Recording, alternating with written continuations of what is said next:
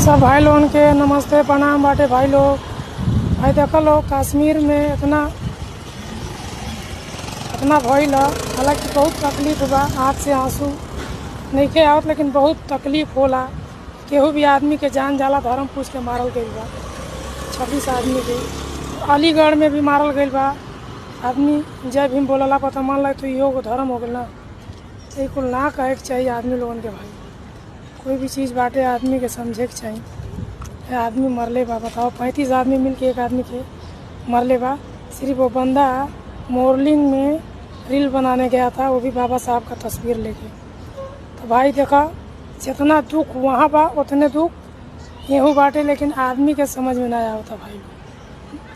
तो हमें यह निवेदन बाटे गवर्नमेंट से और अपने उत्तर प्रदेश गवर्नमेंट से, भाई नियम कानून सबके लिए सेम होके चाहिए। ठीक है भैया लोग, हर आदमी के बराबरी का हक मिलल बा संविधान में, सबके बराबरी का हक मिले के चाहिए। ठीक है भाई लोग, प्रणाम नमस्ते। भाई लोग सपोर्ट कर लो, वीडियो के ज़्यादा से ज़्यादा शेयर कर लो।